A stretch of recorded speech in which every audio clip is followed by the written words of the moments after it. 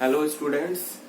बच्चों, classification of acids topic में जो 5 मेथड से क्लासिफिकेशन किए गए हैं एसिड्स का आपने पढ़ा है कि classification depending on source, classification depending on strength, classification of acids depending on basicity, classification of acid depending upon concentration and composition. Composition is the fifth point. Composition का मतलब कि जो एसिड है उसके कंपोजिशन में क्या क्या चीजें प्रेजेंट है। एंड ये हम लोगों को पता है कि hydrogen is the compulsory element of an acid, है ना। जो कंपल्सरी कंपोजिशन है एसिड्स में वो कौन है? वो है हाइड्रोजन। तो हाइड्रोजन के बिना किसी एसिड के बारे में आप सोच ही नहीं सकते, ठीक है ना। तो वो तो है ही है। उसके बाद फिर और क्या उसमें हो सकता है, तो वो सारी चीजें भी हम लोग पढ़ेंगे। बेटा, ये जो दो क्लासिफिकेशन के कैटेगरीज हैं जिसमें आपने सोर्स के बेसिस पर क्लासिफिकेशन पढ़ा है एंड स्ट्रेंथ के बेसिस पर क्लासिफिकेशन पढ़ा है, ये इस वीडियो के पहले वाले वीडियो में हम आपको एक्सप्लेन कर चुके हैं, ठीक है ना। फिर भी एक बार एक छोटा सा रिव्यू ले लेते हैं कि जो सोर्स है, सोर्स का मतलब क्या होता है? सोर्स का मतलब होता है कि हमें अगर कोई चीज मिल रही है, ठीक है ना, तो हम उसे कहाँ से ऑब्टेन कर पा रहे हैं, ठीक है ना। The place where from we obtain a thing, है ना। कोई चीज जहां से हम पा रहे हैं, जहां से हमें मिल रही, that is known as source of that particular substance, ठीक है। तो अगर कोई एसिड हमें किसी लिविंग से मिल रहा है ना, लिविंग मतलब कोई माइक्रो ऑर्गेनिज्म हो जाए, कोई प्लांट हो जाए, कोई एनिमल हो जाए, अगर किसी लिविंग ऑर्गेनिज्म से मिल रहा है तो इस तरीके का एसिड क्या कहलाएंगे? ऑर्गेनिक एसिड, ठीक है। उनको ऑर्गेनिक एसिड बोलेंगे क्योंकि ऑर्गेनिज्म से मिल रहा है ना, तो इसलिए ऑर्गेनिक एसिड।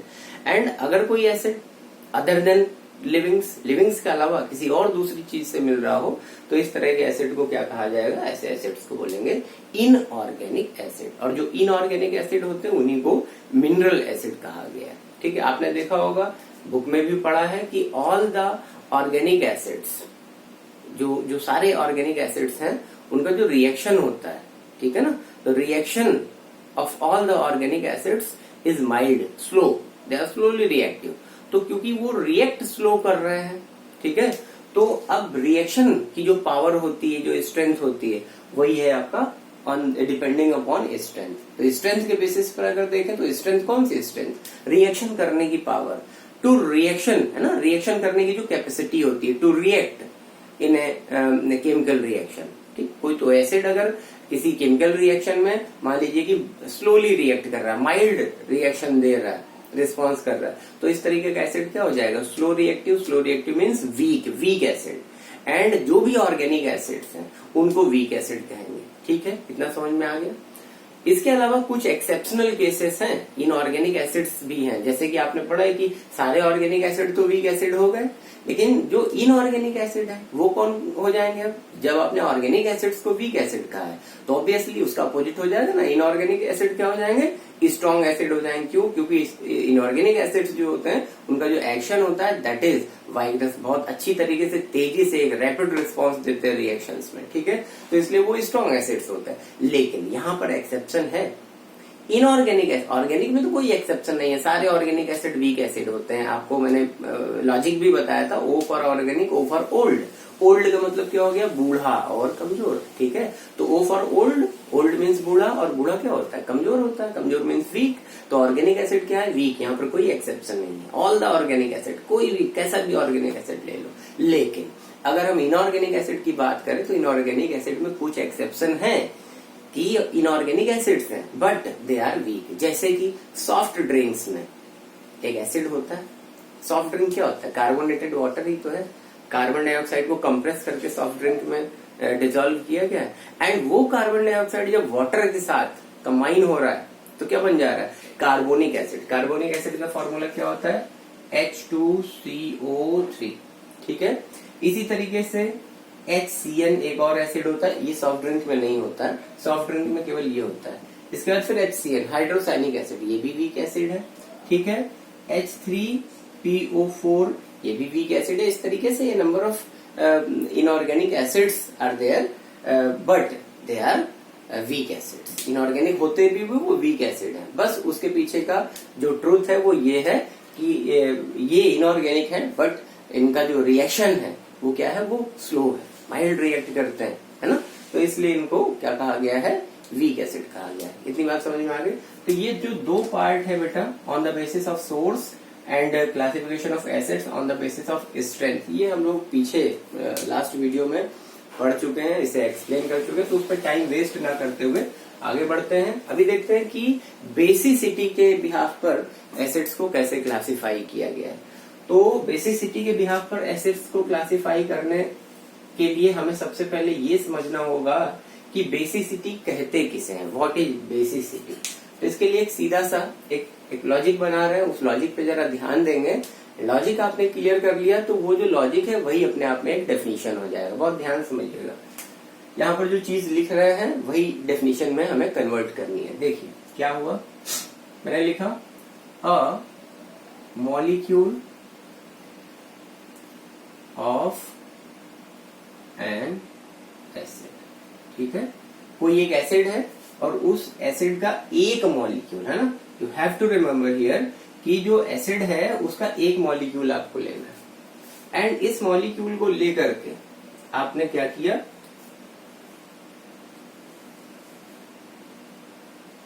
कंप्लीट आयोनाइजेशन,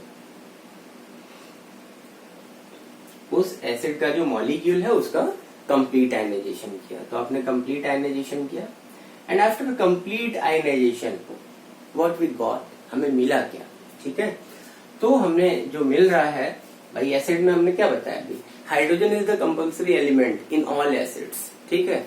तो हाइड्रोजन आयन रिलीज होगा। एसिड की डेफिनेशन में भी तो हम लोगों ने पढ़ा, ब्राउनस्टैड-लॉरी ने क्या बताया था, हाइड्रोजन आयन का ही तो रिलीज होना बताया था, ठीक है। हाइड्रोजन आयन को क्या बोलते हैं, प्रोटॉन बोलते हैं।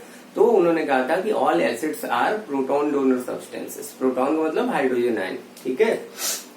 तो आप कहेंगे कि किसी एसिड के एक मॉलिक्यूल का जब कंप्लीट आयनाइजेशन करते हैं तो कंप्लीट आयनाइजेशन के बाद हमें वहां पर n number of hydrogen ion obtain होते हैं, n number of hydrogen ion obtain होते हैं।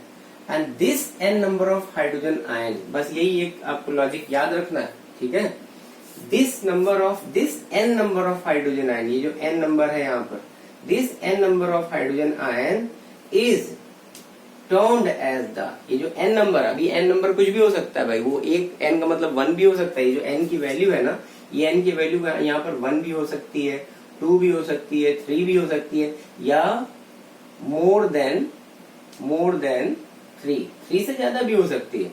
तो ये जो n है यही क्या है, ये n ही यहाँ पर क्या कहलाएगा, बेसिसिटी ऑफ एसिड, ठीक है। इस n को ही यहाँ पर बेसिसिटी ऑफ एसिड कहेंगे आप। इतनी बात क्लियर हो गई बच्चों। अब देखो डेफिनेशन कैसे बनाएंगे, तो जो ये लिखा है बस इसी को आप फ्रेम कर लीजिए। This is the definition of basicity. क्या, बेसिसिटी ऑफ एन एसिड या any acid can be defined as the number of, n क्या है, number of hydrogen ions are obtained after complete ionization of a molecule of an acid, ठीक है। किसी acid की जो basicity है उसे कैसे डिफाइन करेंगे, basicity of an acid is defined in the term of hydrogen ions that are obtained by the complete ionisation of a molecule of an acid, ठीक है। इतनी बात क्लियर हो गई। तो ये बेसिसिटी की डेफिनेशन है। अब जरा ध्यान दीजिए, प्लीज ध्यान दीजिएगा। ये ध्यान इसलिए देना जरूरी है ना, इसी बिहाफ पर तो आप समझ पाएंगे कि क्लासिफिकेशन जो है एसिड्स का बेसिसिटी के बेसिस पर कैसे किया गया है, और डिपेंडिंग अपॉन बेसिसिटी कैसे क्लासिफाई किया गया। तो देखो, अगर कहीं पर 1 हाइड्रोजन आयन आपको मिल रहा है आफ्टर कंप्लीट आयनाइजेशन, ठीक है, कहीं पर 2 हाइड्रोजन आयन मिल रहा है, या कहीं पर 3 हाइड्रोजन आयन मिल रहा है, या कहीं पर मोर देन 3 हाइड्रोजन आयन मिल रहा है, तो बेटा 1 को हम लोग क्या बोलते हैं, 1 को साइंस में कहीं पर कुछ सफिक्स जोड़ते, प्रीफिक्स जोड़ते थे। 1 के लिए अगर कोई नाम हम लिख रहे हैं, ठीक है, कहीं पर कोई साइंटिफिक टर्म लिख रहे हैं एंड उस टर्म के आगे हमें एक प्रीफिक्स जोड़ना है 1 की रिस्पेक्ट में, तो वो प्रीफिक्स क्या लिखते हैं, वो लिखते हैं मोनो, ठीक है। 1 सिंगल के लिए मोनो। 2 के लिए बेटा क्या लिखा जाता है, सफिक्स। 2 के लिए सफिक्स लिखा जाता है डाई, एंड 3 के लिए सफिक्स क्या लिखेगा बच्चों, try, okay. And more than 3 के लिए, मोर देन 3 में मतलब 3 से ज्यादा 4, 5, 6, 7, 8 कुछ भी हो सकता है, मोर देन 3। तो इसके लिए क्या हो जाएगा, इसके लिए हो जाएगा poly. This is poly. Exactly poly का मतलब 3 से ज्यादा कुछ भी हो सकता है ना, 3, 4, 5, 3 के पास फिर 4, 5, 6 कुछ भी हो सकता है। लेकिन अगर एग्जैक्टली यहाँ पर मान लीजिए 4 है एग्जैक्टली, तो फिर पॉली ना लिख करके 4 की जगह क्या लिखेंगे, टेट्रा। ठीक है, तो आपको ध्यान रखना है कि इसमें मोनो वाला केस, डाई वाला केस और ट्राई वाला केस ये तो आपके सिलेबस में है, लेकिन पॉली आपके सिलेबस में नहीं है। 10th ICSE केमिस्ट्री के सिलेबस में पॉलीबेसिक एसिड्स का जिक्र नहीं है, तो वो आपको नहीं पढ़ना है। ठीक है, you have to study only through monobasic acids, dibasic acids and tribasic acids. Clear? तो चलिए अब देखते हैं कि डिपेंडिंग अपॉन बेसिसिटी जो एसिड्स हैं उनको किस तरीके से क्लासिफाई किया गया है। तो depending upon basicity acids are classified into following categories. Following categories में कौन कौन सी हैं? सबसे पहला हो गया mono basic acids. Second case हो गया बेटा डाई बेसिक एसिड्स। ठीक है, third case is tri basic acids, tribasic acids, and the fourth case is poly. This is polybasic acids. Clear? इतना आपको सबको समझ में आ गया है। अब जरा ध्यान दीजिए, एग्जाम्पल क्या है, मोनोबेसिक एसिड को डिफाइन कैसे करें। तो आपने ये जो बेसिसिटी की डेफिनेशन लिखी है ना, इसी बिहाफ पर मोनोबेसिक की डेफिनेशन बना लोगे। कैसे? Those acids are regarded as monobasic acids which give rise to, अब यहाँ पर एन की वैल्यू क्या रखनी है आपको, 1 रखनी है ना, which give rise to single hydrogen ion on complete ionisation of 1 molecule of that acid. That acid का मतलब वो एसिड जिसको हम मोनोबेसिक बना रहे हैं, जिसको हम मोनोबेसिक कह रहे हैं, है ना, वो एसिड जो मोनोबेसिक है वो क्या करेगा, वो अपने एक मॉलिक्यूल के कंप्लीट आयनाइजेशन के बाद जो number of hydrogen ion produce कर रहा है वो क्या है, ओनली 1 हाइड्रोजन आयन। ठीक है, if only 1 hydrogen ion, if only 1, mono का मतलब क्या हो गया बेटा, मोनो का मतलब हो गया सिंगल। ठीक है, सिंगल। डाई का मतलब क्या हो गया, डबल। ट्राई मीन्स क्या हो गया, ट्रिपल या 3।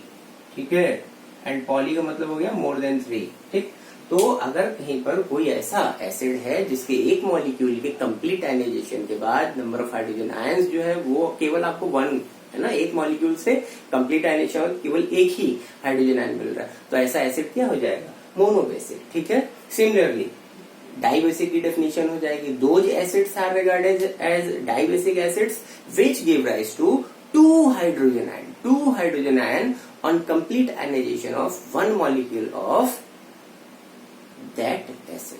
ठीक है, वो जो एसिड है उसके एक मॉलिक्यूल के कंप्लीट आयनाइजेशन के बाद अगर हमें नंबर ऑफ हाइड्रोजन आयंस 2 मिल रहे हैं, 2 हाइड्रोजन आयन मिल रहे हैं, तो क्या हो जाएगा, डाइबेसिक। सिमिलरली ट्राइबेसिक के लिए 3 हाइड्रोजन आयन मिलेंगे और पॉलीबेसिक में क्या हो जाएगा, 3 से ज्यादा होंगे। ठीक है, तो पॉलीबेसिक वाला जो केस है this is not in your syllabus, फिर से बता दे रहा हूँ, तो आप बस पॉलीबेसिक की डेफिनेशन यहाँ पर समझ लीजिए। ठीक है, अगर कोई चीज एक्स्ट्रा बताई जाएगी तो उसमें कुछ बुरा नहीं है, एक्स्ट्रा नॉलेज भी लेनी चाहिए। 10th के क्लास के बाद भी तो आगे आपको कैरी करना है भैया अपनी पढ़ाई को, तो जरा ध्यान दो।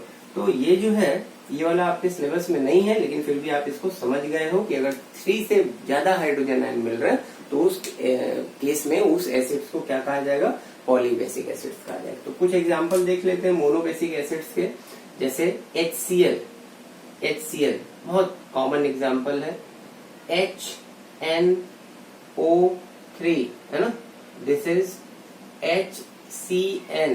ठीक है, एसेट्रा, बहुत सारे केस हैं। तो इन सब में आप ध्यान दीजिए, पहला जैसे HCl वाला केस है, अगर HCl का कंप्लीट आयनाइजेशन हो रहा है तो यहाँ से कितना, एक ही हाइड्रोजन आयन तो रिलीज होगा। HNO3 का कंप्लीट आयनाइजेशन हुआ तो यहाँ से भी एक हाइड्रोजन आयन रिलीज हुआ।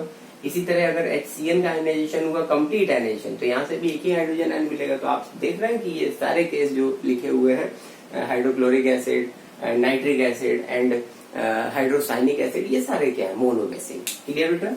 अब आते हैं डाई बेसिक के कुछ एग्जाम्पल में। सपोज H2SO3, ठीक है। दूसरा केस हो गया H2SO4, बहुत कॉमन जो आपके सिलेबस में है, ठीक है। H2CO3 एक्सेट्रा, ये जो केसेस हैं। तो इसमें आप देखो, ध्यान दो, जब H2SO4 है, अगर इसका कंप्लीट एनेशन, क्योंकि बेसिसिटी को एक्सप्लेन करने के लिए आपको कंप्लीट एनेशन पर ही ध्यान देना है। तो देखिए, जब कंप्लीट एनेशन किया तो नंबर ऑफ हाइड्रोजन आयन कितने हो जाएंगे भाई, 2 हाइड्रोजन है ना यहाँ पर, तो दोनों हाइड्रोजन आयन की फॉर्म में बाहर आएंगे, तो ये क्या हो जाएगा, डाई बेसिक। इसी तरह ये हो गया H2SO3 सल्फ्यूरस एसिड है ना, ध्यान दीजिएगा, H2SO3 इज सल्फ्यूरस एसिड, और H2SO4 क्या है, सल्फ्यूरिक एसिड, ठीक। H2SO4 सल्फ्यूरिक एसिड है। अच्छा, सल्फ्यूरिक एसिड को किंग ऑफ एसिड्स भी कहा जाता है। तो किंग ऑफ एसिड्स का क्या मतलब है, ऑब्जेक्टिव में ये क्वेश्चन आ जाए या कहीं पे FIB में आ जाए या ट्रू फॉल्स में आ जाए, सपोज ट्रू फॉल्स में आ गया एंड पूछ लिया गया आपसे कि H2SO4 is more powerful acid, ये बहुत ज्यादा पावरफुल एसिड है, that is why it is known as king of acids. तो इज इट ट्रू और फॉल्स, तो आप तुरंत क्या लगाएंगे, बच्चे हैं, मन के सच्चे हैं, आप तुरंत जो है उस पर टिक लगाएंगे, इट इज ट्रू।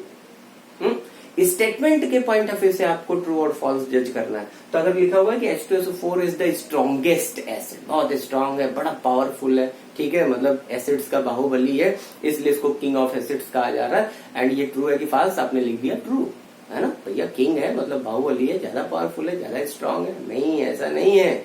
किंग का मतलब है कि H2SO4, वो जो स्टेटमेंट जो अभी मैंने बोला वो फॉल्स हो जाएगा। सही है, ट्रू किस रिस्पॉन्स में होगा, किस रिस्पेक्ट में होगा, जब स्टेटमेंट ये लिखा हो कि H2SO4 is widely used, H2SO4 is widely used in the chemical world, ठीक है। जो केमिकल वर्ल्ड है ना, जो केमिस्ट्री की दुनिया है, मतलब केमिस्ट्री की जो फील्ड है, उसमें बहुत सारे जो वर्क होते हैं, तरह तरह के रिएक्शंस हैं, तरह तरह की इवेंट्स हैं, तो H2SO4 का वाइडली यूज्ड, बहुत ज्यादा यूज किसका होता है, H2SO4 का, that is why H2SO4 is king of acids. तो इसके कॉस्मोपोलिटन यूज की वजह से, इसके वाइड यूज की वजह से H2SO4 को क्या कहा जाएगा, किंग ऑफ एसिड्स। क्लियर बच्चों। तो देखिए, ये जो किंग ऑफ एसिड है, ये भी अपने कंप्लीट आयनाइजेशन पे क्या दे रहा है, 2 ही हाइड्रोजन आयन दे रहा है ना, तो इसलिए ये भी क्या हो जाएगा, डाई बेसिक। एंड H2CO3, चलिए भैया पेप्सी की बात करते हैं या कोको कोला की बात करते हैं, या आपको जो भी सॉफ्ट ड्रिंक अच्छी लगती है, मुझे तो स्प्राइट अच्छी लगती है, तो H2CO3, है ना। कोई भी ऐसे, कोई भी हमारा सॉफ्ट ड्रिंक हो, इवन छोड़ दीजिए सॉफ्ट ड्रिंक नहीं है, अगर केवल सोडा वाटर ले लिया जाए, तो सोडा वाटर में क्या है, केवल पानी है, केवल पानी है और कुछ नहीं है, साथ में क्या डिजोल्व किया गया है, पानी में कंप्रेस करके, वाटर में कंप्रेस करके कार्बन डाइऑक्साइड मिलाई गई, तो उसकी वजह से वो क्या हो जा रहा है, H2CO3। देखो देखो, this is very very easy. कैसे भाई, ये H2O है, वाटर हो गया, वाटर में आपने CO2 डिजोल्व किया, एंड इन दोनों चीजों को जरा कंबाइन करो, क्या बन जा रहा है, H2C, 2 ऑक्सीजन ये और 1 ऑक्सीजन ये मिल करके क्या हो जाएगा, H2CO3 हो जाएगा कि नहीं हो जाएगा। तो ये है आपका कि कार्बोनिक एसिड। तो कोई भी सॉफ्ट ड्रिंक हो, कोई भी आपका जो सॉफ्ट ड्रिंक है, सोडा वाटर है, किसी भी ब्रांड का हो, इससे मतलब नहीं है, बेसिक जो उसमें यूज किए गए हैं चीज, वो क्या है, पानी में कार्बन डाइऑक्साइड को डिजोल्व किया गया, कंप्रेस किया गया, क्योंकि गैसेस जो होता है ना, वो हाई प्रेशर पर पानी में डिजोल्व होती है या किसी भी लिक्विड में डिजोल्व होती है, कंप्रेस किया जाता है, मतलब गैसेस का प्रेशर बढ़ा दिया जाता है। 9th क्लास में आपने पढ़ा होगा कि जो गैस है उसमें मॉलिक्यूल्स बहुत दूर दूर होते हैं, और गैस को कंप्रेस करके जब मॉलिक्यूल्स को पास पास लाएंगे तभी कहीं पर हम उसे फिट कर पाएंगे, कहीं पर भर पाएंगे, रख पाएंगे, ठीक है ना। तो पानी में डिजोल्व करने के लिए भी हमें उस एक कंटेनर में उसको क्या करना होगा, फिक्स करना होगा, तभी तो डिजोल्व होगी। तो ये चीज, इसी वजह से आपने देखा होगा जब सॉफ्ट ड्रिंक की बॉटल्स होते हैं, उनको थोड़ा सा ऐसे यूं हिला करके, एंड जैसे ही हम ढक्कन खोलते हैं तो यूं बूम करके झटके से सारा जो लिक्विड है वो बाहर निकलता है। वो इस वजह से निकलता है, जब आप ऐसे हिला देते हो तो जो गैस के जो मॉलिक्यूल्स होते हैं उनकी काइनेटिक एनर्जी बढ़ जाएगी। गैस के मॉलिक्यूल्स की जब काइनेटिक एनर्जी बढ़ेगी, और ऊपर आपने उसका नॉब खोला, मतलब ढक्कन खोला, जो बॉटल है उसका ढक्कन आपने खोला, कैप हटाया, तो जैसे ही आपने कैप हटाया तो जो अंदर जो पूरा हमारा बॉटल का जो एरिया है, ठीक है, वहां पर जो हमारे मॉलिक्यूल्स पड़े थे कम एरिया में पड़े थे, अब क्योंकि आपने हिला दिया है तो जो मॉलिक्यूल्स हैं, गैस के जो मॉलिक्यूल्स हैं, उनकी काइनेटिक एनर्जी बढ़ चुकी है।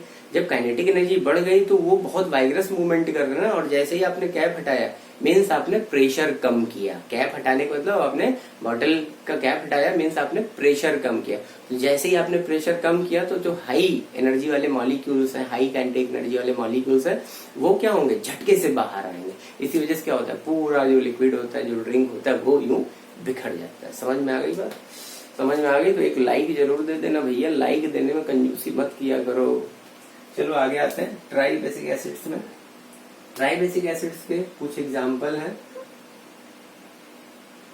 H3PO3 हो गया, H3PO4 हो गया। अब H3PO3 क्या है, तो H3PO3 जो है ये फास्फोरस एसिड है।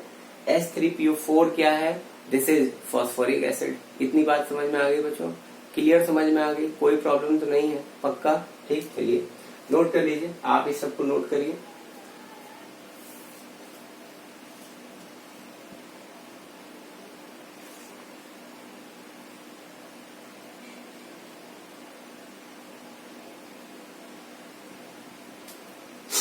नोट कर लिया बच्चों?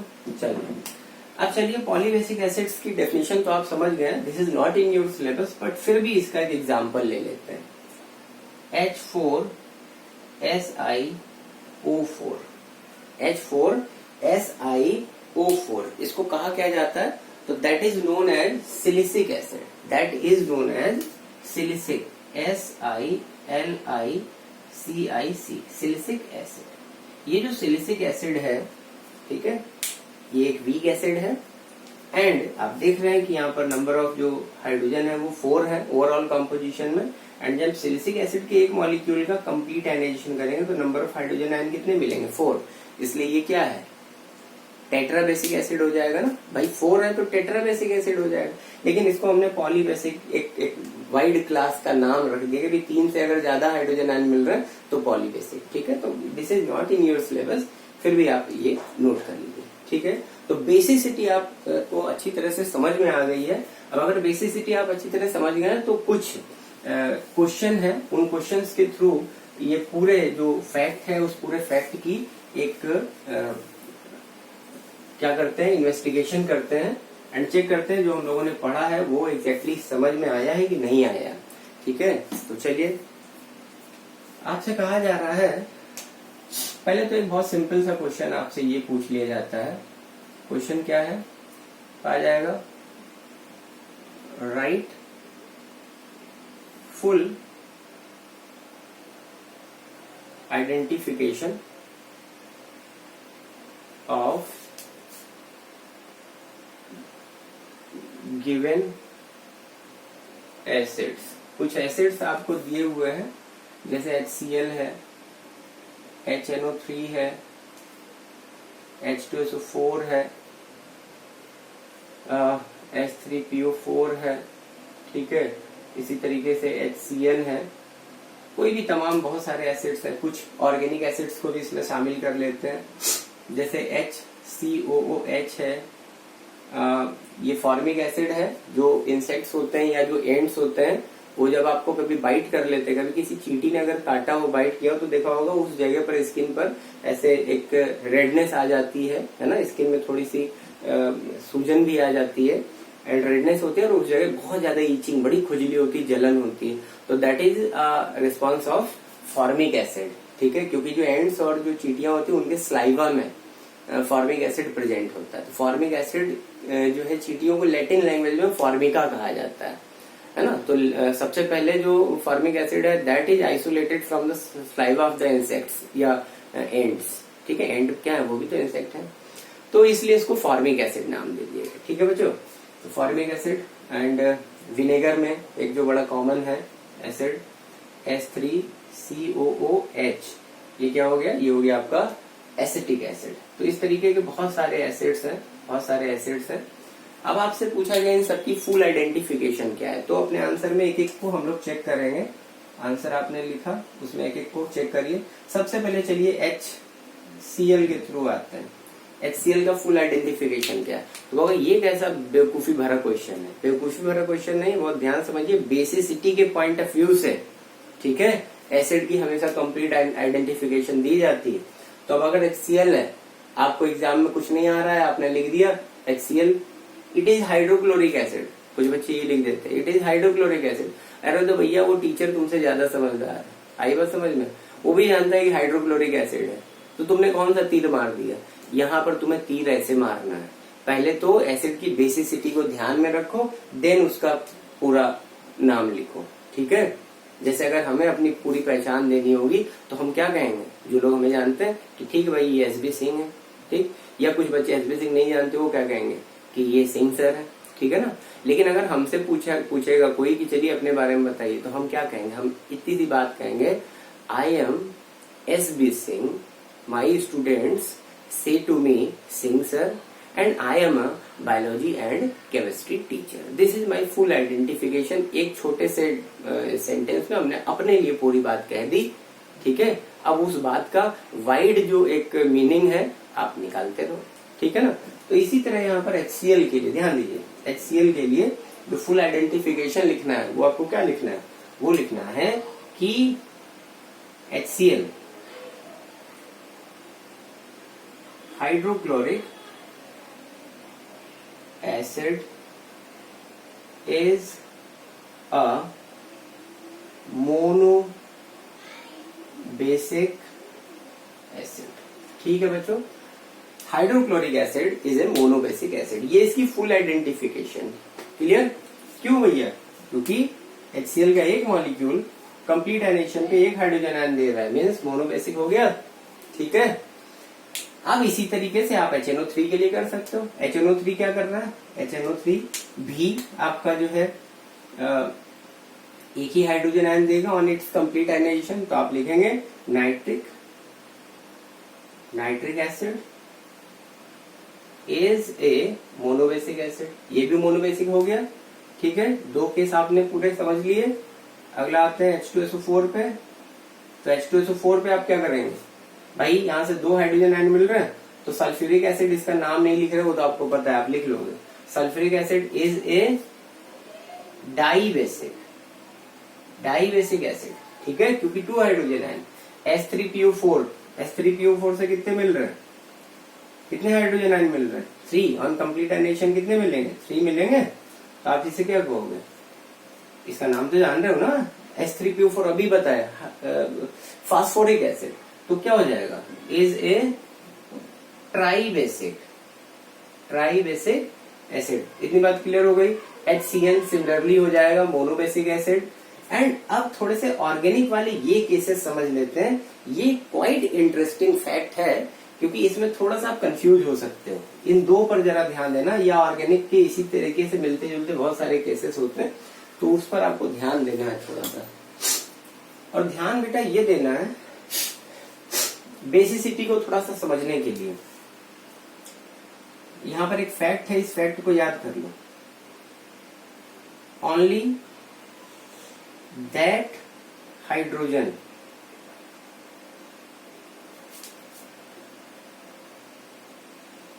Atom of acid molecule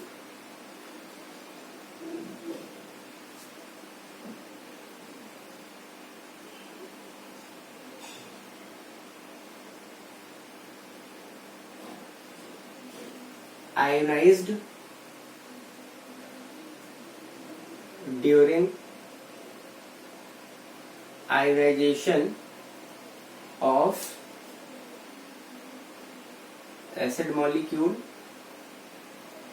which directly combines with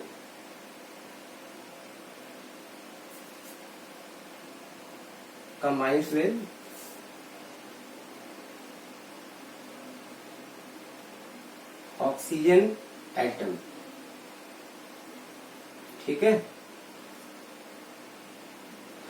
in the acid molecule, ठीक है। याद रखेंगे यहाँ पर आपको ये जो फैक्ट ये लिखा हुआ है, इस फैक्ट को आपको याद रखना है।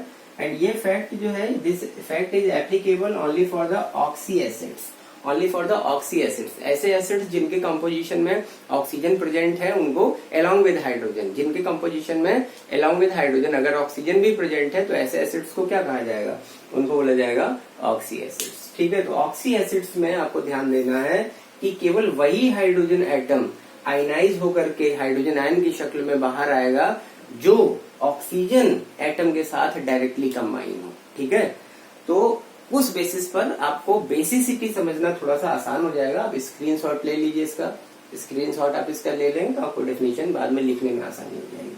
चलिए अब समझते हैं थोड़े से स्ट्रक्चर से।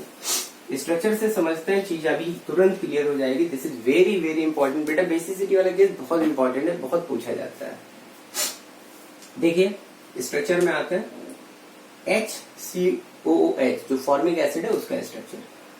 तो आपने लिखा H single bond C double bond oxygen के साथ, कार्बन के साथ एक ऑक्सीजन डबल बॉन्ड बना करके लिंक हो रहा है ना। H single bond C double bond with O single bond O single bond H। ये आपका फॉर्मिक एसिड का स्ट्रक्चर है ना।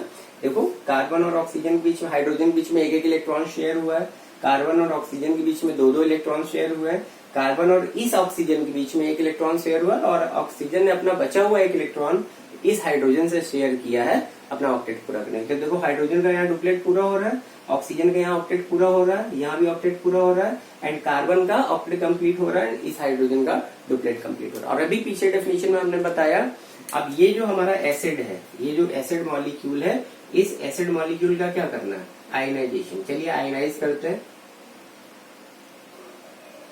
और कौन सा आयनाइजेशन, कंप्लीट, इसका कंप्लीट आयनाइजेशन किया। तो इस कंप्लीट आयनाइजेशन में अब जरा ध्यान दो, इसके कंपोजिशन में ऑक्सीजन प्रेजेंट है तो ये ऑक्सी एसिड हो गया। एंड ऑक्सी एसिड में only that hydrogen can ionise from the acid after complete ionisation which directly combine to the oxygen. ठीक है, केवल वही हाइड्रोजन जो है आयन की शक्ल में बाहर आएगा जो डायरेक्ट ऑक्सीजन पर जुड़ा हो। ठीक है, ना कि ऑक्सीजन के अदर देन किसी एलिमेंट पे। तो जरा ध्यान दीजिए, ये हाइड्रोजन तो कार्बन पे लिंक है तो कुछ नहीं, ये नहीं बाहर आएगा। कौन सा आएगा बाहर, ये वाला हाइड्रोजन बाहर आएगा। तो जब ये वाला हाइड्रोजन बाहर आएगा तो ऑन कंप्लीट आयनाइजेशन, जो फॉर्मिक एसिड है, ऑन कंप्लीट आयनाइजेशन कितने हाइड्रोजन आयन आपको जो है इनपुट कर रहा है रिएक्शन में, केवल एक ही हाइड्रोजन आयन दे रहा है ना। तो इसलिए फॉर्मिक एसिड क्या हो गया, मोनोबेसिक एसिड। इसकी जो पूरी पहचान हो गई वो क्या हो गई कि formic acid is a monobasic acid. आ रही बात समझ बेटा, मोनोबेसिक क्यों, क्योंकि एक हाइड्रोजन आयन दे रहा है वो। क्लियर, तो ये हो गया। अगला केस CH3COH के लिए, चलो भैया ये भी देख लेते हैं। तो यहां पर आपने क्या किया, CH3COH में कार्बन कार्बन बीच में एक सिंगल बॉन्ड है, एंड ये जो CH3 है बस इसी को यहाँ पर दिखा देना, बाकी COOH। तो ये वाला केस इतना तो आप यहाँ पर देख ही रहे, HH। क्लियर, ये क्या हो गया, ये हो गया आपका एसिटिक एसिड। अब ये फॉर्मिक एसिड नहीं, ये क्या हो गया, एसिटिक। एसिटिक टर्म कहाँ से आया है, एसिटम से आया है। और एसिटम को ग्रीक लैटिन लैंग्वेज, लैटिन क्या है, एक डेड अमेरिकन लैंग्वेज है। साइंस में ज्यादातर जो नाम है साइंटिफिक नेम्स वो लैटिन या ग्रीक लैंग्वेज में आते हैं। तो जो लैटिन लैंग्वेज है उसमें एसिटम का मतलब होता है विनेगर, सिरका। ठीक है, तो क्योंकि विनेगर में एसिटिक एसिड प्रेजेंट होता है तो एसिटम से एसिटिक एसिड। क्लियर, अब देखिए यहाँ पर भी ये तीनों हाइड्रोजन तो कार्बन से जुड़े हुए हैं, ये ऑक्सीजन पे नहीं लिंक हो रहा है। Only a single hydrogen atom is directly combined to the oxygen atom. तो यहाँ पर भी कंप्लीट आयनाइजेशन पे एक ही हाइड्रोजन बाहर आ रहा है, इसलिए acetic acid is a monobasic acid. इतनी बात क्लियर हो गई बच्चों, क्लियर हो गई। चलिए वेरी गुड, बहुत बढ़िया, नोट कर लीजिए।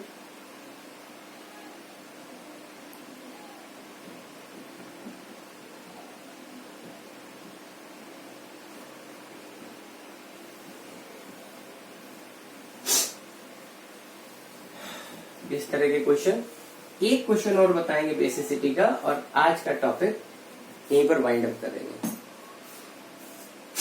देखिए एक क्वेश्चन अक्सर आपसे यूं बना करके दे दिया जाएगा, इक्वेशन बनी होगी, कहा जाएगा right the basicity of, suppose H2SO4 है, ठीक है, right the basicity of H2SO4 in following equation. ठीक है, कोई इक्वेशन आपको बना के दी है एंड इस इक्वेशन में आपको H2SO4 का क्या पूछा जा रहा है, बेसिसिटी। अब इक्वेशन क्या है, H2SO4, this is sulphuric acid, यहां पर लिख दिया गया कंप्लीट आयनाइजेशन। ठीक है, यहां पर देखिए कंप्लीट आयनाइजेशन हो गया, and on complete ionisation, sorry complete ionisation नहीं कहा गया, यहां पर केवल लिखा है आयोनाइजेशन। ठीक है, यहां पर केवल आपको आयनाइजेशन लिख दिया, इक्वेशन में केवल इतना लिखा है, एंड एक हाइड्रोजन आयन ऐसे लिख दिया, एंड दूसरा केस यहां पर एक आपको ये हाइड्रोजन आयन दिखा दिया, एंड साथ में क्या दिखा दिया, SO4, ये हो गया आपका sulphate ion, this is sulphate ion. ठीक है, एंड पूछा जा रहा है इन दिस इक्वेशन या on the basis of this equation given write down the basicity of H2SO4। बहुत सिंपल, कुछ नहीं। अब देखो बेटा, बेसिसिटी की जो एग्जैक्टली डेफिनेशन होती है वो तो ये होती है कि कंप्लीट आयनाइजेशन के बाद, लेकिन अगर इक्वेशन कुछ ऐसे बना करके दे दी जाए और तब आपसे बेसिसिटी पूछी जाए, तब आपको ध्यान देना है कि जो भी नंबर ऑफ हाइड्रोजन आयन यहाँ पर दिखाए जाएंगे, ठीक है, बस उन्हीं को हम यहाँ पर बेसिसिटी मान लेंगे। वैसे तो अगर H2SO4 का कंप्लीट आयनाइजेशन हो तो देखो दोनों हाइड्रोजन बाहर आ जाएंगे, लेकिन यहाँ पर कंप्लीट आयनाइजेशन नहीं लिखा है, यहाँ पर केवल ये दिखाया गया कि हाँ भैया आयनाइज हुआ, तो आयनाइज हुआ, और हम देख रहे हैं कि यहाँ पर एक चीज, सॉरी यहाँ पर मैंने थोड़ी सी गलती करी, इट्स माई मिस्टेक, सॉरी, यहाँ पर आपको HSO4 दिया हुआ, HSO4, एंड इसके ऊपर माइनस का 1 चार्ज आएगा। ठीक है, माइनस का 1 चार्ज। अब ये हाइड्रोजन आयन है and this is by sulphate ion, नाम लिख देता हूं बाई सल्फेट। ठीक है, बाई सल्फेट या इसी का दूसरा नाम होता है हाइड्रोजन सल्फेट। ठीक है, this is hydrogen sulphate ion. तो आपसे यहां पर पूछा गया इस तरीके का केस, और हाइड्रोजन आयन यहाँ पर आपको कितना दिया गया है, 1 दिया गया है। तो बस आप एक फैक्ट बना लो, अपने दिमाग में ये चीज बैठा लो अच्छी तरीके से कि अगर कभी भी इक्वेशन बना करके कुछ दिया जाए, इक्वेशन में H2SO4 दिया है, आयनाइज कुछ किए गए, नंबर ऑफ हाइड्रोजन आयन 1 दिखाया गया, अब आप कंफ्यूज हो रहे हो, लिटिल बिट कंफ्यूजन होगा कि यार H2SO4 में तो सर ने बताया था कि जो होगा सारे हाइड्रोजन बाहर आ जाएंगे। अरे भैया, सारे हाइड्रोजन कंप्लीट आयनाइजेशन में बाहर आएंगे, ठीक है ना, on complete ionisation all the hydrogen will come out from the acid molecule. लेकिन यहाँ पर आयनाइजेशन लिखा हुआ है, इक्वेशन में आपको दिखाया जा रहा है कि एक ही हाइड्रोजन आयन बाहर आया है ना, इट मीन्स कि वो जो आयनाइजेशन है वो कंप्लीट नहीं है, वो कैसा है, partial ionisation. Partial means incomplete ionisation, थोड़ा सा लिटिल बिट हुआ है। तो जितने हाइड्रोजन यहाँ पर बाहर आए हैं, ठीक है, अब एसिड की जो बेसिसिटी है वो उन नंबर ऑफ हाइड्रोजन आयन के बिहाफ पे ही आपको लिखना है। तो हियर, यहाँ पर आंसर में आप क्या लिखोगे, answer here H2SO4 is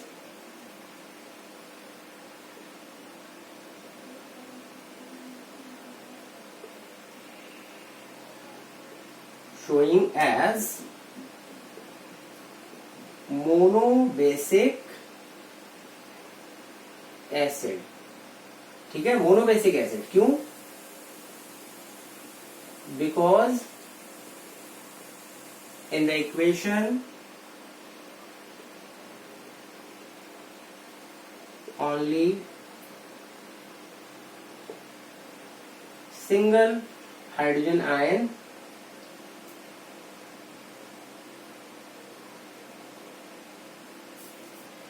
obtains। ठीक है, जो रिएक्शन, जो इक्वेशन हमें दी गई है उस इक्वेशन में हमें क्या मिल रहा है, केवल एक सिंगल हाइड्रोजन आयन। तो हियर H2SO4 क्या दिख रहा है, कैसा दिख रहा है, एज मोनोबेसिक एसिड। ठीक है। क्यों दिख रहा है भैया मोनोबेसिक एसिड? क्योंकि only single hydrogen ion obtain, केवल एक सिंगल हाइड्रोजन आयन ऑब्टेन हो रहा है। समझ बात आ गई बच्चों? ठीक है। तो ये आपका जो बेसिसिटी है वो कंप्लीट हो गया। बेसिसिटी के बिहाफ पर अभी कोई भी क्वेश्चन आएगा आप क्लियर कट उसको जो है एक्सप्लेन कर लेंगे एंड दूसरों को भी एक्सप्लेन कर लेंगे। मुझे पता है कि जो मेरे स्टूडेंट्स हैं वो बहुत बहुत बहुत समझदार हैं, वो चीजों को बहुत अच्छी तरह समझते हैं और दूसरों को समझाने की कुव्वत रखते हैं। ठीक है। तो बच्चों प्लीज लाइक जरूर करो, अपने फ्रेंड्स के बीच में शेयर करो, चैनल को सब्सक्राइब नहीं किया है तो करो और दूसरों से भी करवाओ। ठीक है। तो आते हैं, जो बेसिसिटी है वो क्लियर हो गया। अब नेक्स्ट केस कॉन्सेंट्रेशन। तो कॉन्सेंट्रेशन का मतलब क्या होता है पहले तो ये समझ लो। कॉन्सेंट्रेशन का मतलब हो गया अमाउंट। ठीक है। कॉन्सेंट्रेशन का मतलब हो गया अमाउंट, और वो अमाउंट हमें किस में देखना है? तो amount of acid in the aqueous solution. ठीक है भैया, एक्वस सॉल्यूशन का मतलब क्या होता है? एक्वस सॉल्यूशन का मतलब होता है सॉल्यूशन इन वाटर। ठीक है, पानी में बनाया हुआ सॉल्यूशन। ठीक है, क्लियर। अब आ जाते हैं, दो बीकर आपने ले लिए, एक बीकर ये है एंड एक बीकर ये है, बीकर 1 एंड बीकर 2। ठीक है, छोटा बड़ा थोड़ा बन गया, कोई बात नहीं है। एंड दोनों जो बीकर है उनकी कैपेसिटी क्या है? 1000 ml। इसकी कैपेसिटी भी क्या है? 1000 ml सपोज। ठीक है, 1000 ml ले लिया आप, कुछ भी कोई जरूरी नहीं कि 1000 ही हो, बस आपको यहाँ थोड़ा ध्यान देना है। अब इस सॉल्यूशन को आपने यहाँ तक भर दिया, इसे भी यहाँ तक भर दिया। एसिडिक सॉल्यूशन, किसी एसिड का इसमें सॉल्यूशन बना के भर दिया। जरा ध्यान दीजिए, यहाँ पर 1000 सॉल्यूशन में आपसे ये कहा जा रहा है कि इसमें, इस 1000 में एसिड कितना है और वाटर कितना है। यहाँ पर भी आपसे दिखाया जा रहा है amount of acid and amount of water. तो आपने देखा कि यहाँ पर एसिड का अमाउंट जो है वो क्या ले लिया है? वो ले लिया है सपोज 700 ml, और वाटर कितना है? 300 ml। और यहाँ पर एसिड जो है वो कितना कर लिया है? वो मान लीजिए उल्टा कर लिया, 300 ml एंड वाटर क्या हो गया? Suppose 700 ml। ठीक है, तो इस तरीके का अगर कोई केस है तो ये एसिड क्या हो जाएगा? Concentrate acid. और ऐसा जो केस है इसमें क्या हो जाएगा? एसिड। ये वाला केस जो है ये क्या हो जाएगा? एक्चुअली यहाँ जगह नहीं, चलो यहाँ लिख देता हूँ। ये हो जाएगा आपका डाइल्यूट एसिड।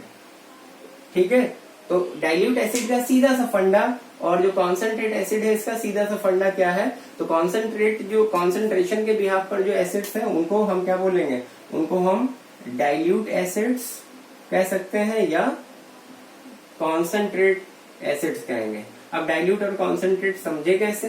तो बहुत सिंपल सी बात है, जहां पर एसिड की अमाउंट,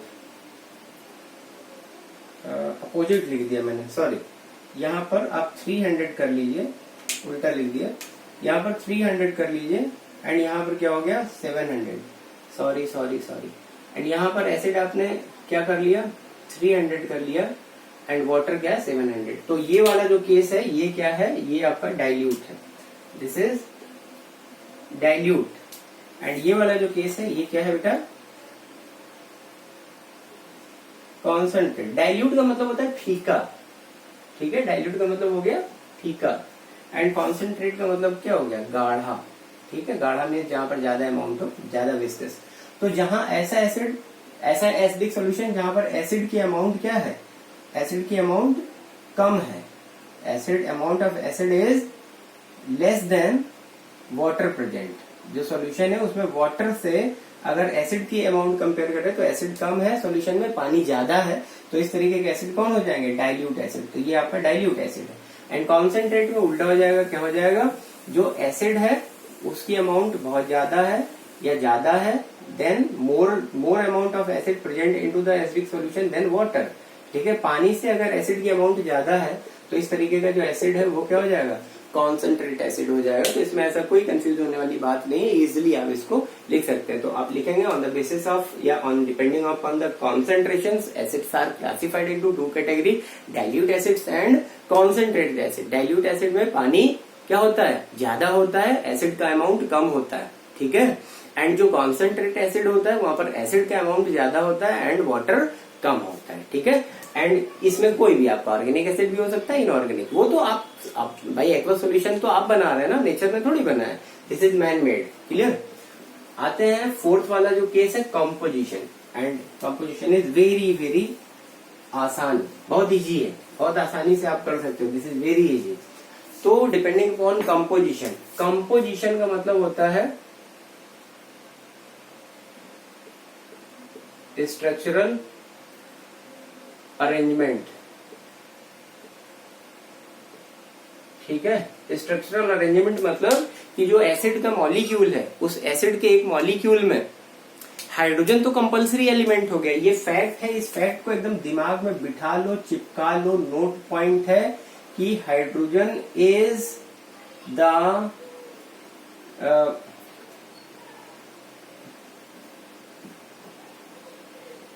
कंपल्सरी एलिमेंट